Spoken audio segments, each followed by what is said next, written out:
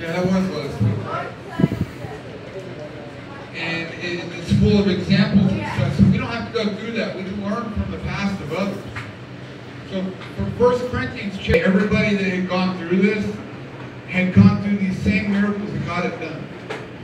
Because there's a lot of people that say, if I had walked with Jesus, I could have never betrayed him like Judas. But the thing is, all too often we all end up messing it up, even when we are there.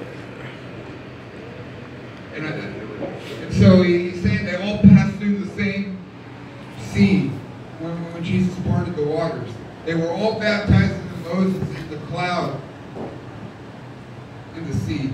They all ate the same spiritual food and drank the same spiritual drink. They all drank from the spiritual rock that accompanied them. And the rock was Christ.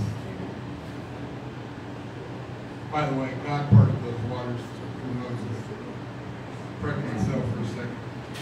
Nevertheless, God was not pleased with most of them. Their bodies were scattered throughout the wilderness. As a matter of fact, God would not allow any of them to enter into the new land, enter into Israel. He waited, left everybody in the wilderness 40 years till that whole generation was dead. It says, now these things occurred as examples to us to keep us from setting our hearts on evil things as they did. Do not be idolaters, as some were. As it is written, the people sat down to eat and drink, got up and indulged in rivalry. We should not commit sexual immorality as some of them did. In one day, 23,000 of them died. You know, when I stop and I think about people becoming idolaters, I start looking at all these football teams, baseball teams, race car drivers, music singers, celebrities these days.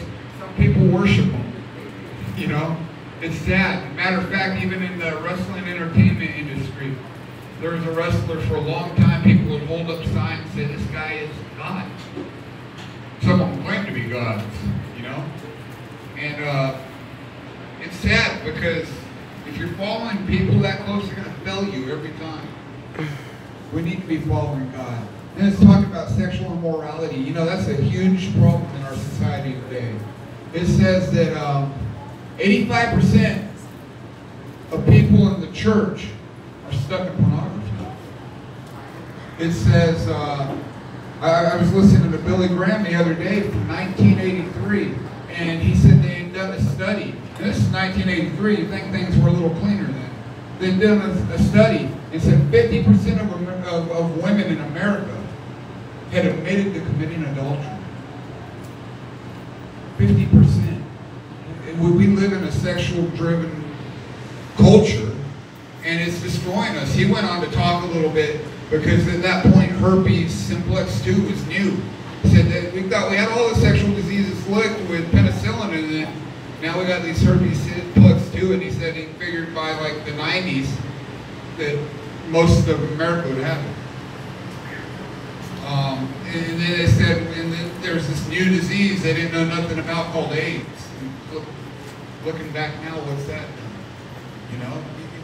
And so you look at the fact that 21,000 people had died there, but God was giving us these warnings way back then to stay away from that stuff. That's why he calls us to be with one wife, to be married, to have a family that we can build on. Not be sharing a whole bunch of different partners and spreading this diseases and built in our own lives. It's bad because when you do that, you can sleep with a girl, and I've seen them on Jerry Springer. Okay, well, who's the father? I don't know, there's 50 guys to choose from. It'd be embarrassing to be up there. You know? So, I mean, so it tries to warn us not to do that stuff. And if you have, you know, it's always a good time to start correcting.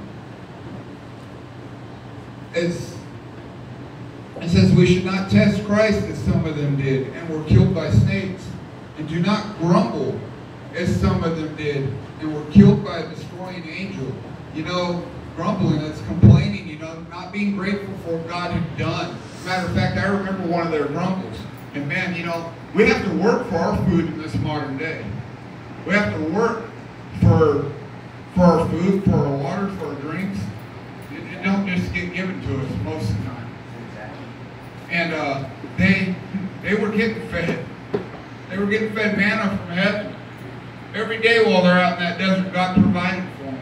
They started complaining, man, we're sick of tasting the same old manna every day, man, you know, we want some meat.